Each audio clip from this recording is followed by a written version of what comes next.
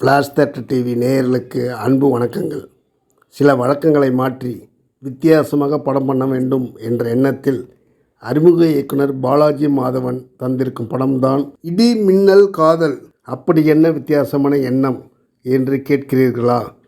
எம்ஜிஆர் காலத்திலிருந்து இன்றைய தனுஷ் காலம் வரை வடநாட்டு மார்வாடியிடம் கடன் வாங்கிவிட்டு நம் மக்கள் படும் மின்னல்களை தான் பார்த்திருக்கிறோம்.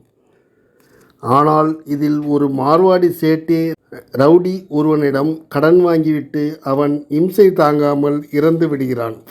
கொலையா தற்கொலையா என்றே புரியாமல் செல்லும் திரைக்கதையில் தற்கொலையிலும் இன்னொரு காரணத்தையும் சொல்லியிருக்கிறார் இயக்குனர்.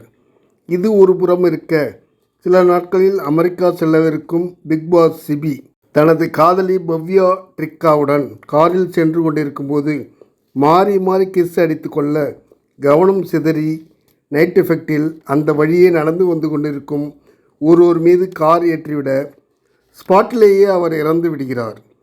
செய்வதறியாது காதலர்கள் திகைக்கின்றனர். இன்னொரு புறம் தாயின்றி தவிக்கும் சிறுவன் ஜெய ஆதித்யா வெளியே போன தனது அப்பா வீடு திரும்பாது கண்டு பயமாகி அதிர்ச்சியாகி அவரை தேடுகிறான். இப்போது கதை ஒன்றோடு ஒன்று முடிச்சாவதை பற்றி பார்ப்போம். காணாமல் போன சிறுவனின் அப்பாதான் ரவுடியிடம் கடன் வாங்கி துன்பப்படுபவர். அவர் மீதுதான் சிபி பாவ்யாட்ரிக்காவின் கார் ஏறி அவர் சாகிறார்.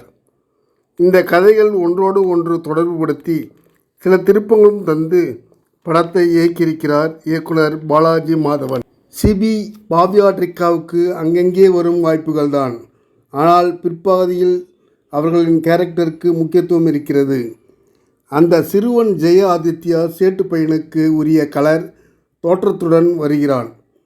வில்லன் வின்சென்ட் நகுல் அந்த பையன் மீது மோகம் கொள்வதாக காட்டுவதெல்லாம் பர்வெட்டட் தாட்.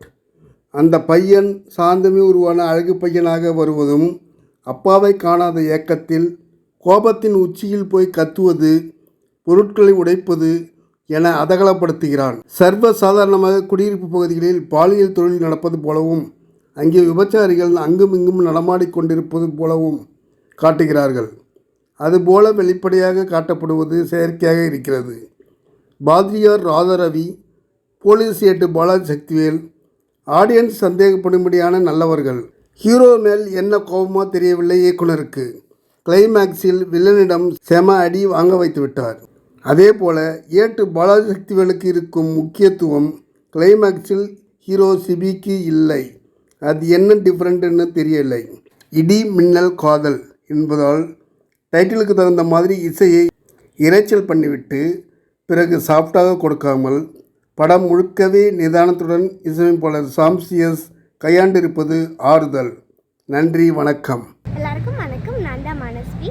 ஃப்ளாஷ் 30 டிவிக்கு லைக் பண்ணுங்கள், ஷேர் பண்ணுங்கள், சப்ஸ்கிரைப் பண்ணுங்கள், கமெண்ட் பண்ணுங்கள். மறக்காமல் அந்த பெல் ஐக்கானையும் கிளிக் பண்ணிடுங்க. அப்போ தான் உங்களுக்கு நோட்டிஃபிகேஷன்ஸ்லாம் வரும். Thank you all. Bye bye.